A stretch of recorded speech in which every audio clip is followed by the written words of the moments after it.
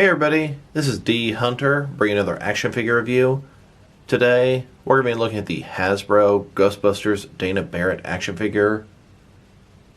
Now this is Dana Barret from the first Ghostbusters film, played by the actress Sigourney Weaver.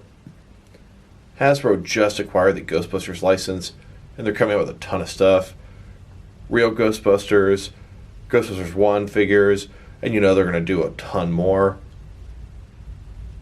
Now I'm a pretty big Ghostbusters fan, but most of my collection is the DST or Diamond Select Toys versions. They're 7-inch scale, and I'm pretty content with them. I mostly skipped over the Mattel stuff and went for the Diamond Select. Of this Hasbro line, I thought Dana Barret kind of looked like a regular civilian to a point. She's in like a nightgown robe type thing. Yeah, a little bit heavy on the makeup and crazy on the hair. But I figured if I'm going to check out one of these figures, this would be the one to dip my toe into the line and see if I like it. So let's go and check out the packaging here. You can see the Ghostbusters logo. Barrett, Plasma Series, ages 4+, Hasbro, Ghostbusters. The package itself is kind of like their costume, a little zipper here, and it's a color of their outfits. Looks like she has a piece of the Terror Dog. And then here she is. Robes sort of flowing. Eyes and hair crazy. Definitely looking like Dana Barret when she was possessed. One side we've got all the Ghostbusters. Other side, pretty much nothing. At the bottom, there is a barcode, in case that helps anybody. On the back, we've got the rest of the wave. The Collecting Terror Dog, the Ghostbusters, Dana, and Zool. I got my figure from Amazon.com. Figured why not? Let's check it out. So for me, I'm content with my 4 Ghostbusters from Diamond Select. If they make Dana Barret, if they make Walter Peck, Lewis, the Mayor, any of the Ghostbusters in regular clothing, I will get them, but I really just don't need them in their uniforms at this point. And frankly, I saw them at a couple stores and I wasn't super impressed. So, with no further ado, let's open this one up.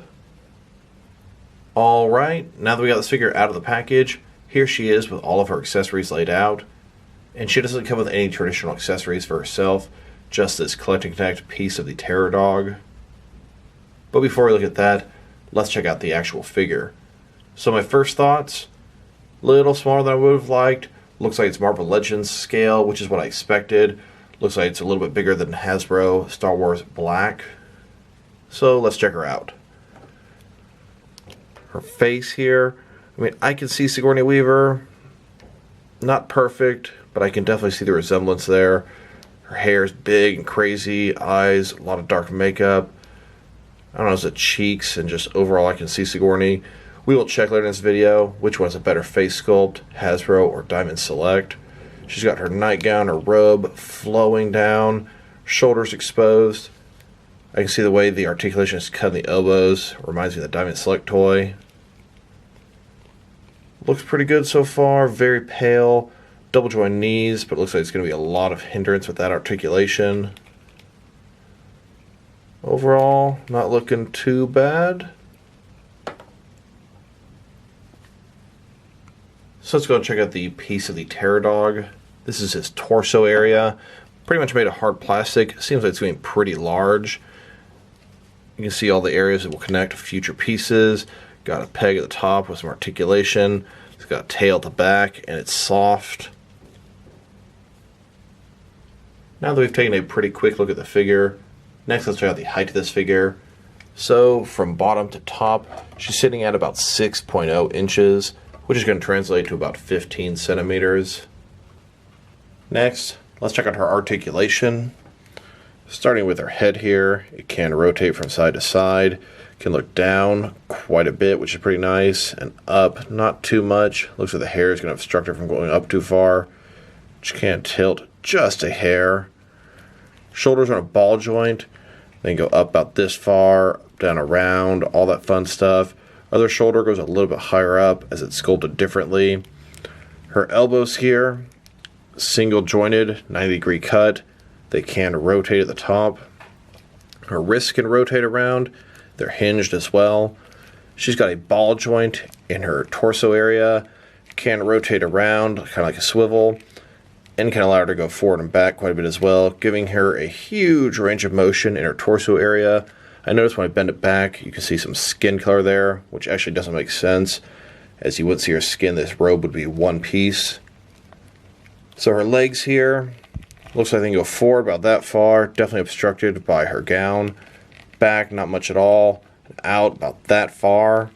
Does have a thigh cut above that. Double jointed knees, although it's kind of like, what's the point? Her foot here can go up and down quite a bit, and it can rock a lot as well. And now, let's check her out compared with some other action figures.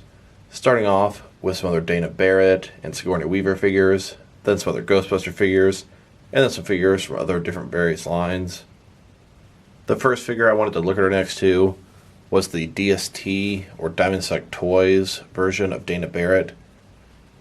So you can see the gown, a lot different shade. I kind of feel like this is more movie accurate, although I'd have to check that out. Now the faces, I hate to say it, my first thought was, oh, this one doesn't look very good. Diamond Select looks a lot better. I guess I hadn't looked at the figure in a while. I just, Hasbro one looks way more like Sigourney Weaver than Diamond Select. Hair, very different. Got a brown here, more of a black here. They both have the makeup, but they make hers look a little more sort of sexy and vibrant. Hers just looks, I don't know, a little more dull. The gown itself, totally different shade. They both got the shoulder exposed on both of them. She has a bicep cut, she doesn't. Similar cuts on articulation in some ways. Just that bulky gown reminded me of each other on both these figures.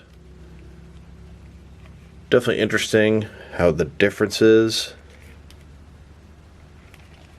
What do you guys think? Which one looks more like Sigourney Weaver? Here she is next to a couple different NECA Sigourney Weaver figures from Alien and Aliens. So we've got Diamond Select, Hasbro, and NECA. Between Hasbro and NECA, which one do you like better? I'm a huge NECA fan. I do like this Aliens figure a lot. Here she is next to all the different Sigourney Weaver figures that I have. This is the first one that's 6-inch scale. As you can tell, the rest of the collection is 7-inch scale.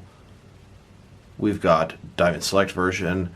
We've got 7 different versions from NECA, all using Sigourney Weaver's likeness.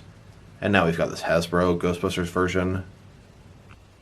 Here she is next to the 4 Ghostbusters in their classic costumes from Diamond Select Toys. These Ghostbusters are 7-inch scale, and the Hasbro line is 6-inch scale. They are too far out of scale to mix together. A little disappointing, but it is what I expected. Here she is next to Diamond Select's Lewis.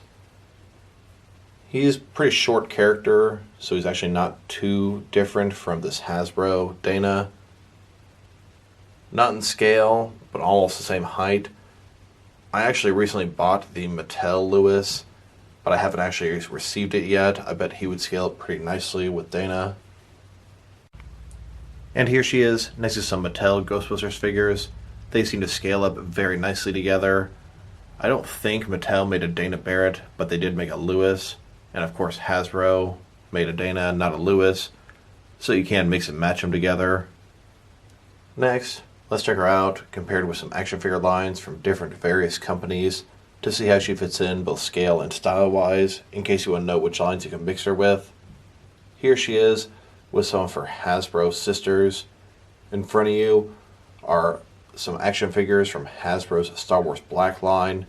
I'm happy to say this Hasbro Ghostbusters line is not as small as them. And here she is with some more of her Hasbro brothers and sisters. These are some Hasbro figures from Marvel Legends. They seem to scale up pretty good with her. Then, here she is next to some SH Figure Arts action figures. And next to some Jazzwares figures. And here she is next to some Mafex figures.